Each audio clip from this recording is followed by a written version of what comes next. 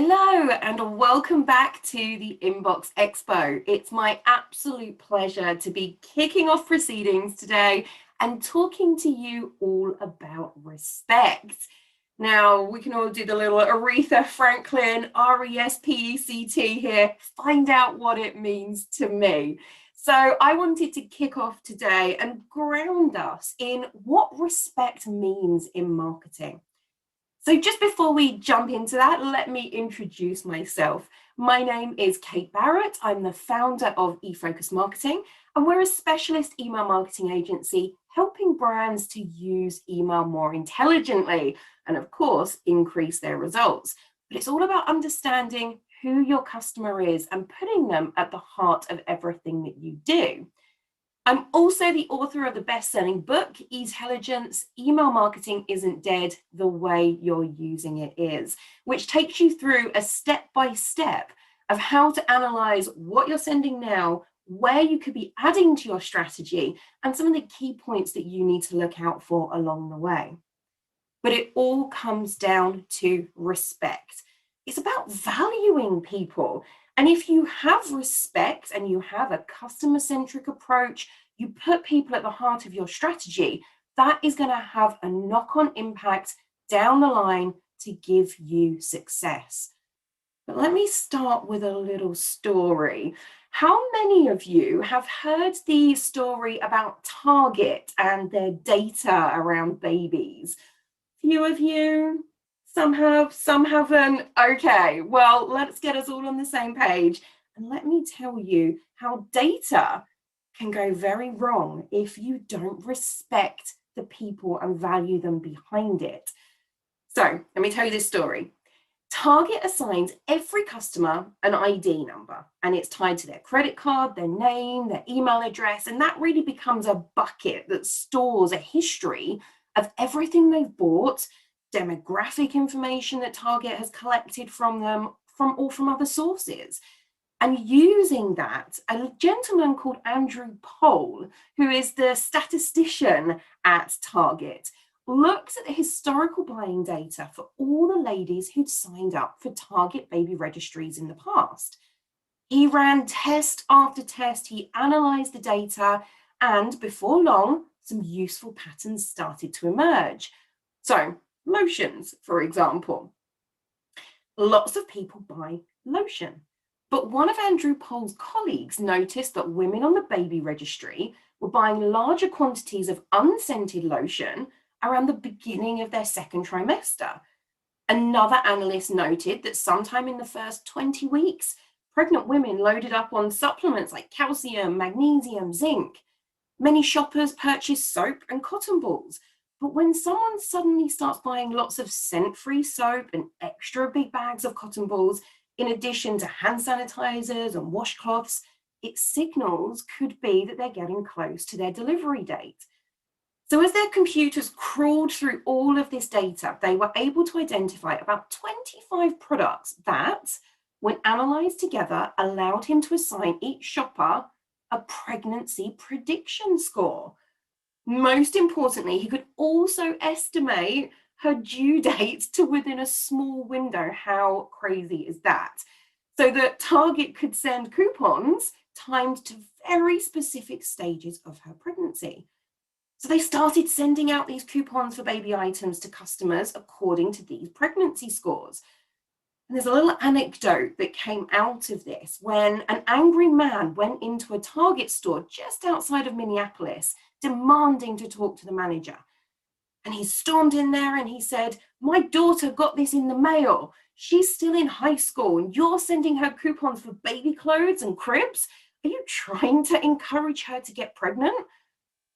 The manager didn't have any idea what the man was talking about, of course, and he had a look at the mailer, and sure enough, it was addressed to the man's daughter, and it contained adverts for maternity clothing, nursery furniture, all of these types of baby paraphernalia.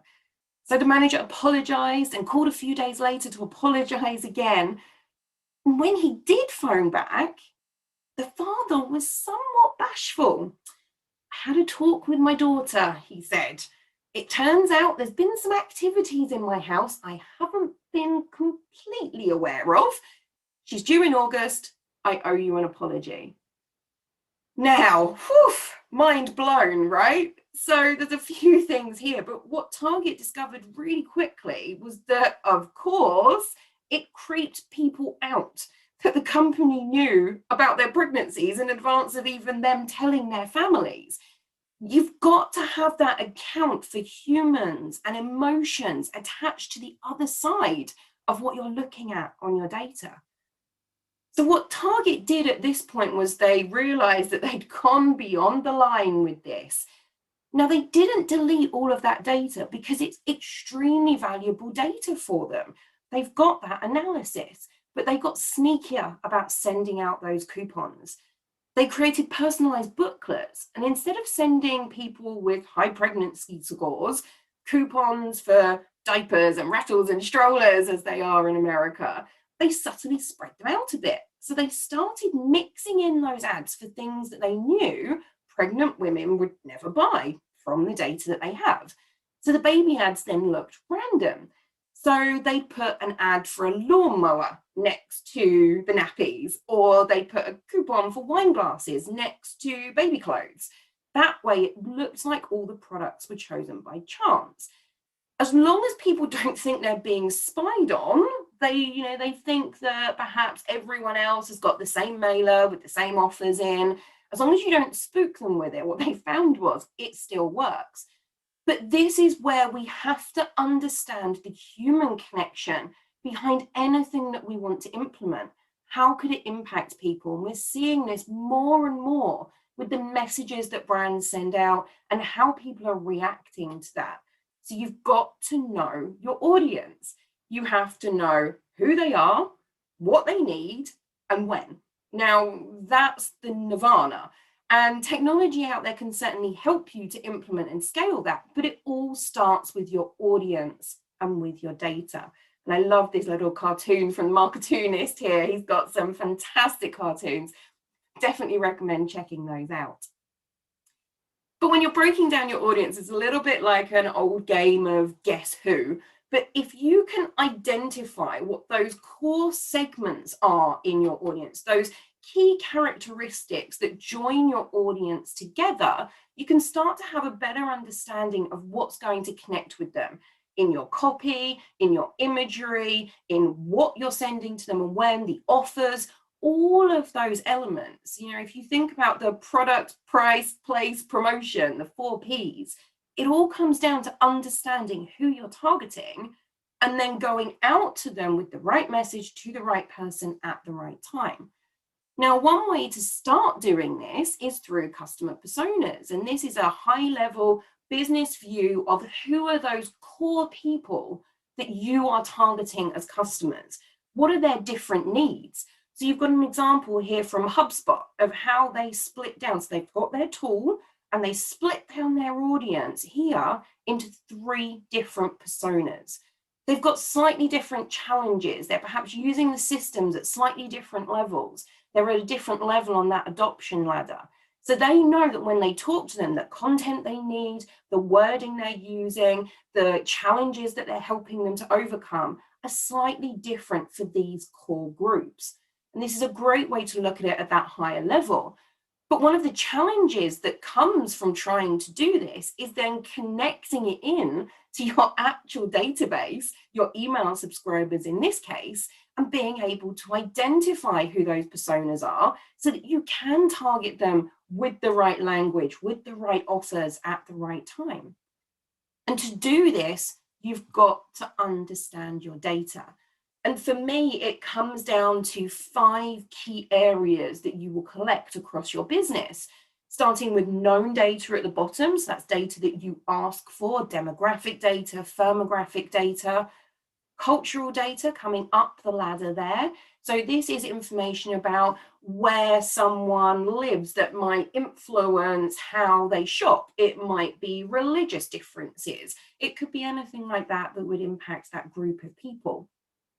Then you've got contextual data. So contextual data is bringing it into their real life. What device are they opening on? What time of day is it for them when they open that email? Whereabouts in the country are they?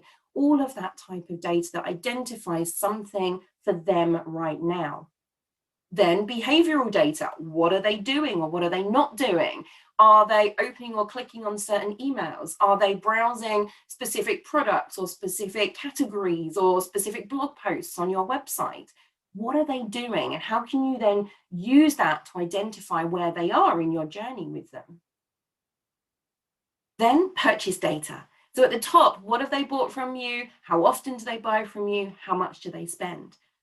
And of course, what we saw Target doing was taking multiple pieces of that data and putting it together to analyze and create new pieces of data from that. So for example, if you sold products and you had a makeup product that you knew lasted for 30 days, when someone buys it, you now know they've bought that product and could send them a reminder after 20 days so that they can replenish that item. So you can create new pieces of data from these as well. Now, whether that's a person doing that or a data analyst team, or using artificial intelligence to start to predict those future actions for you, you've got to know your data and which of these pieces are going to help you to best identify your personas or other key segments of your audience that you want to communicate with in a slightly different way. Now, this is a lot of data, but what we know is that people are willing to share their personal data in exchange for a personalized experience, something that talks to them, something that understands and values them, that respects their time in opening that email, that respects what they've done before, what they've bought from you before, or what they've opened from you before or engaged with. Okay, so you've got to find this data from the different sources. You've got to respect how you use it and, of course, how you collect it initially. But you've also got to actually use it to make that experience better for people. People want control. They want relevant offers, to be remembered, to feel listened to and understood. And when you can do that in your email marketing, that's when you're going to really connect with your audiences and see the maximum impact and return for your business as well. But it all starts with those prospects and customers. They want respect. And that's what this Inbox Expo this year is all about. So what does that mean specifically for email marketing? Well, it starts with how that data is collected. And it starts with what expectations there were. Is it wanted? Is it relevant? Is it expected? And is it valuable? All key elements that need to be brought in when you're thinking about what you're sending. And what is your content approach? How are you going to identify which people this is most relevant to? How are you going to make sure that it's then written in a tone that connects with them? How are you going to make sure that the key points are pulled out that are going to connect with that specific audience? So for me, it comes down to that acronym of RESPECT. Request permission, get that emotional connection, show you care, personalize your content, extend an offer to help, collaborate and listen.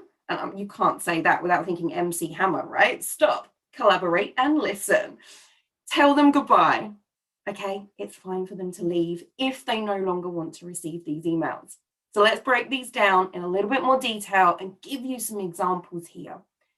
So request permission, making sure that you are being open, honest, and transparent. What's in it for them?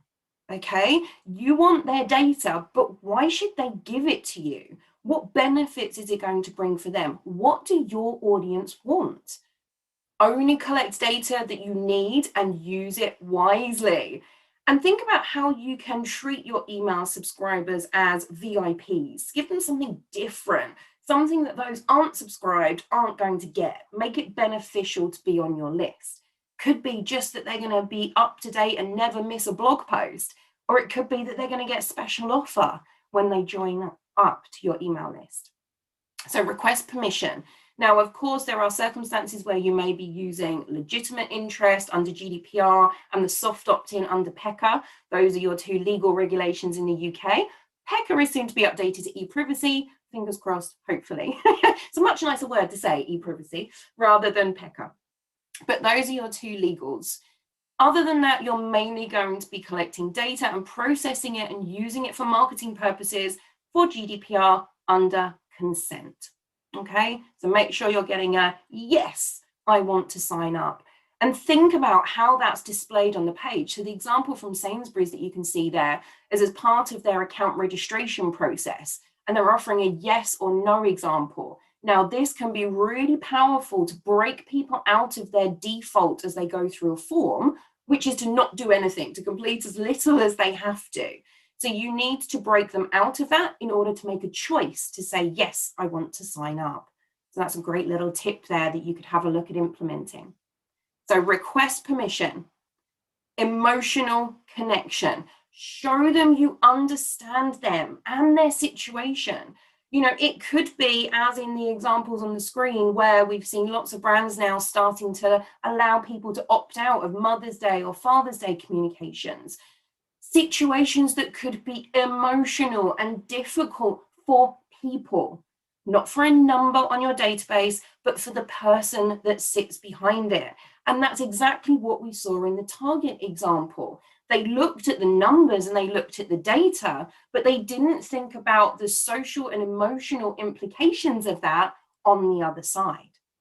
Now, this could also be excluding them from sign-up pop-ups on your website. If they've already opted in, don't show them that sign-up form again. It could be if they've bought something from you, don't advertise it to them again. So understand what they've bought from you and how to adjust your messaging after that. Understand their preferences and use their data to help them. Empathize with their situation. Now, you can do this through your imagery, for example. So you can see the image on the left there from Glasses Direct shows a great example of gaze cueing. So that's the way that when we're looking at an image, we pay particular attention to the gaze and line of sight of others when looking at a face. So in this example, she's looking at and pointing to that 50% off frames offer. So it draws your eye to that, okay? Now, on the other side of that, we've got an image that shows people looking directly at you, and that can have a powerful impact as well. So there was an A/B test done by Kissmetrics on a website called Mediala.net. It's an online art shop, and they presented paintings from artists on their homepage. But during testing, they swapped out those photos of paintings with photos of the artists, hoping to increase user engagement. Now, what Kissmetrics found was making that small but relevant change sent their conversion rate through the roof, something they didn't expect. They experienced a massive 95% increase in conversions. So again, depending on who your audience are, what type of connection you want to make with them, you can choose different imagery. It might be that your audience respond better to product imagery or lifestyle imagery rather than direct people. There's lots to think about there. And of course, your copy. Copy is all about people. You've got to capture their attention. So you need your strong attention-grabbing headlines. You need your short paragraphs, call out key pieces of information with your bullet points, with the way that your email is laid out. But within that copy, you've got to create that emotional connection. Now, one way to do that is to use principles of persuasion, so psychological persuasion elements.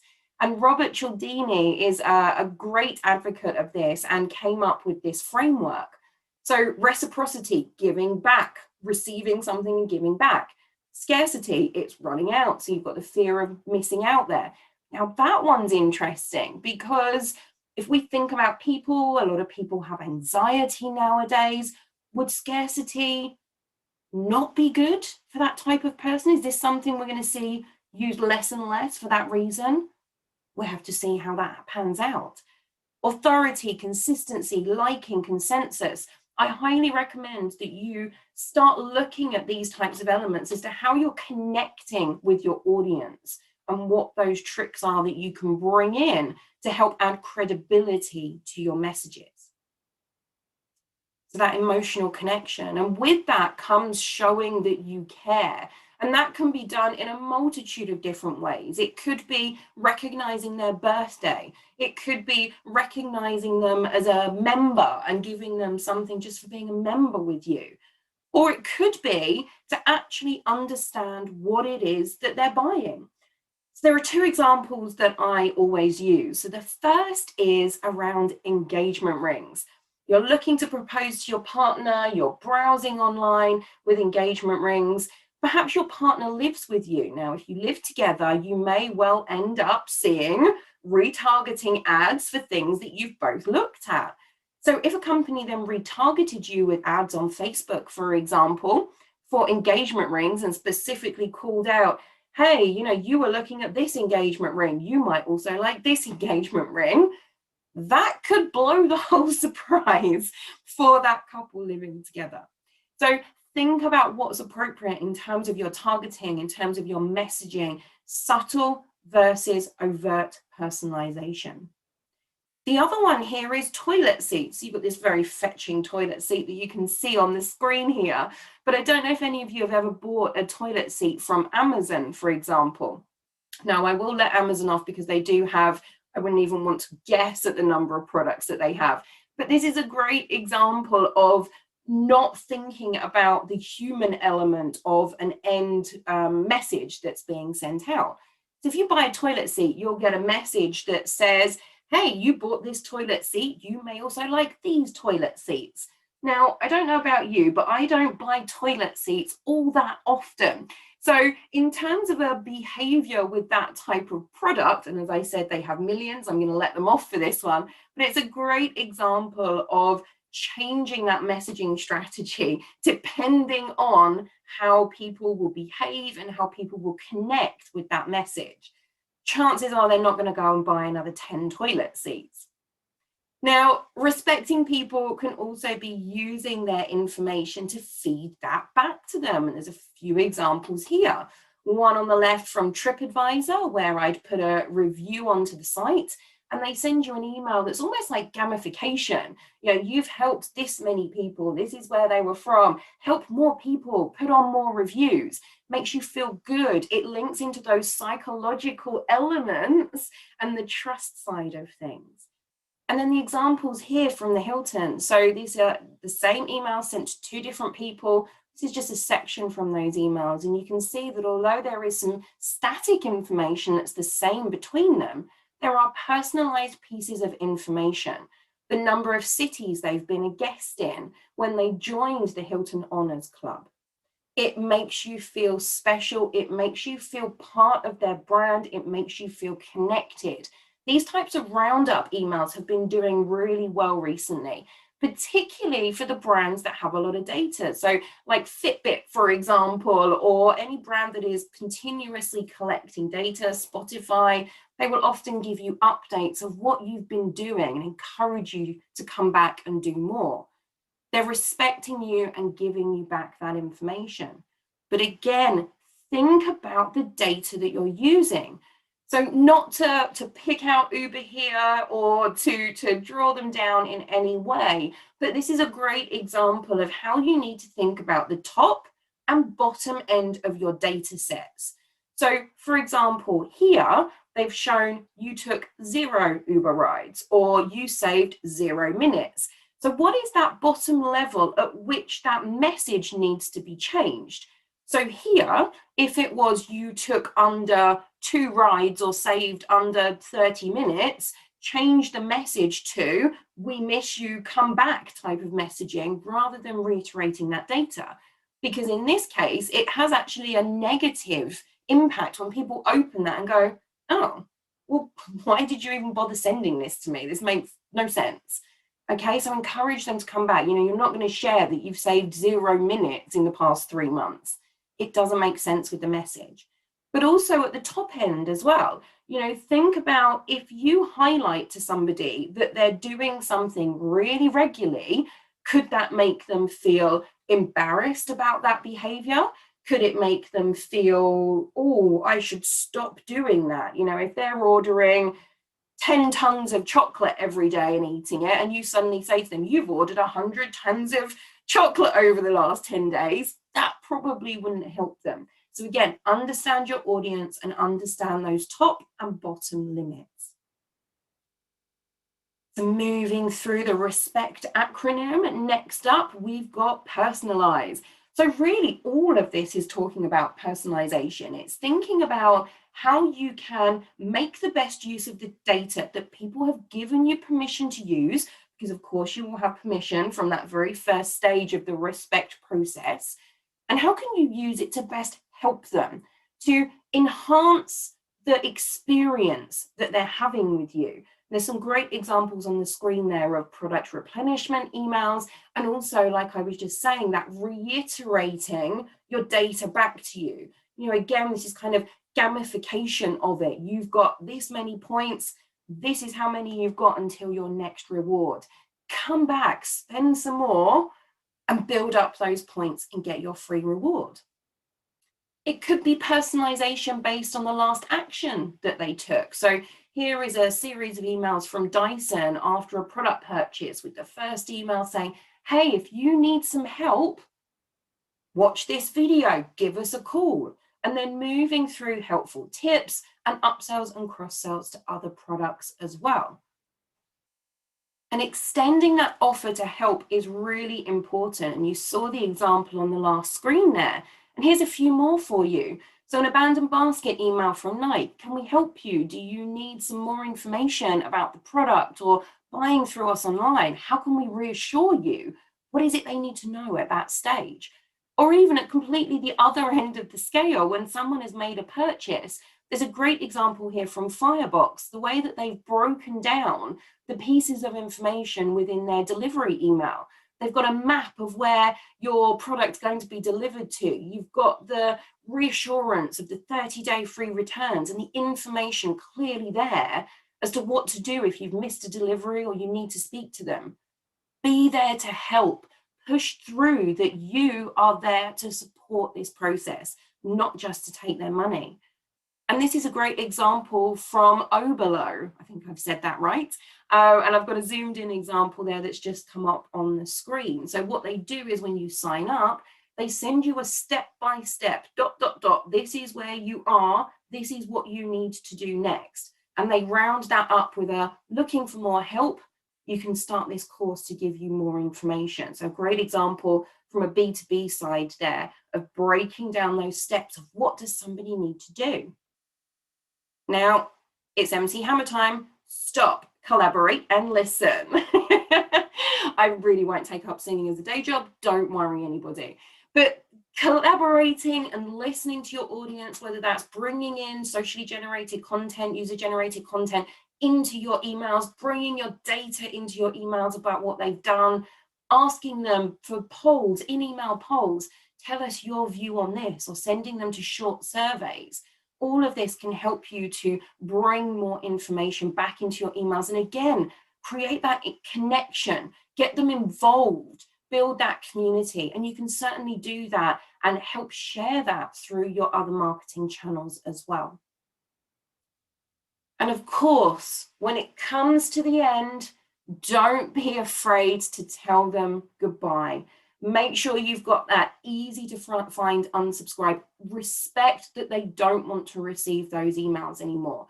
Now, of course, you need to understand if there's something that you could be doing better to improve your strategy and have more respect from them earlier on in the journey to better meet their needs before they get to the point of wanting to unsubscribe. But there will always be some people who just don't want to receive your emails anymore. And as long as your unsubscribe rates aren't high, keep them well below 1% and you're absolutely fine. If they creep towards that or over, have a look at your strategy. What could be creating that disconnect? And of course, in terms of making that unsubscribe easier as well, there is the list unsubscribe header. So it's an optional coded header. It's separate from your main unsubscribe link that you can include in your email messages, or your ESP includes in your email messages as they're sent.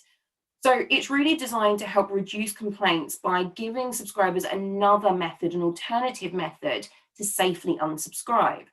Now, in the back end, this could be using a mail to or a one-click URL, and this will all be implemented by your ESP.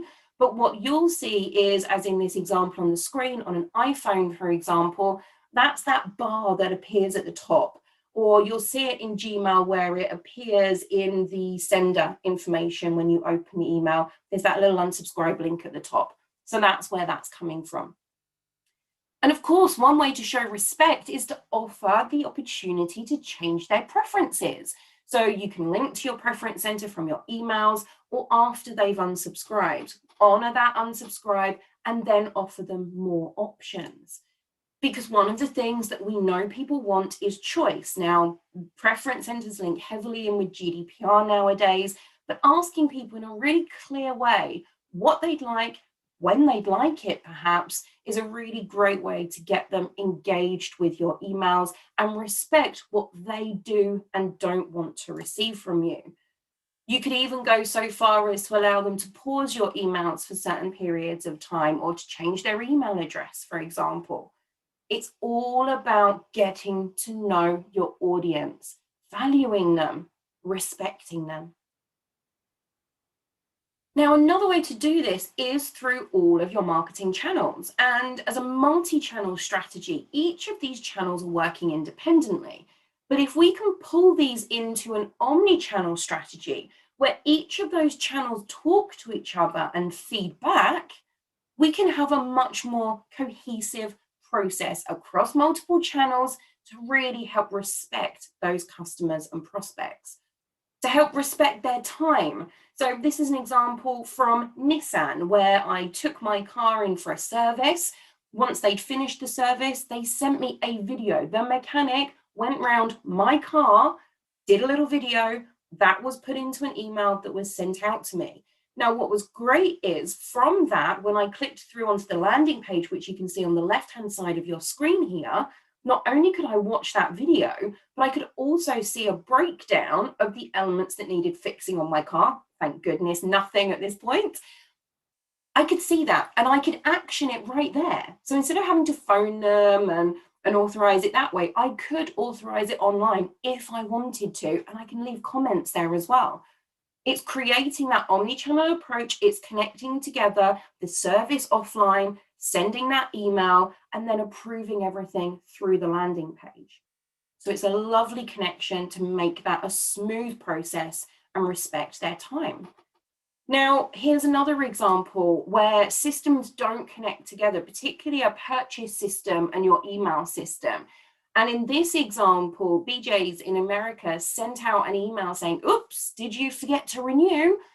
But actually, the person receiving this email had renewed their membership the week before.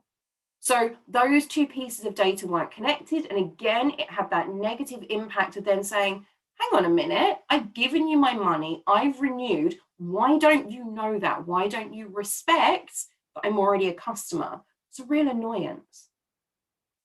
So all of this comes down to and comes back to what we spoke about at the beginning with Target, whether you use obvious personalization and showing this is what you did, here's a recommendation for you, or if you use more subtle personalization where you don't directly reference it, but you make sure that you're feeding in products and services and information that really will connect with that audience. It's all about respect. And if you can build respect, you're going to have that knock-on impact to success. So I hope that has helped to set you up for all of the amazing presentations that you're going to see today, the speakers that you're going to hear, the panels that you'll be able to listen into. Always consider, how can you better respect your customers and your audience? I'm Kate Barrett. It's been my absolute pleasure to open today at the Inbox Expo. And if you do need any help with respecting your audience, understanding what campaigns to send, when and to who, and getting those implemented, get in touch with us and we'd love to help you. Have a great rest of the day.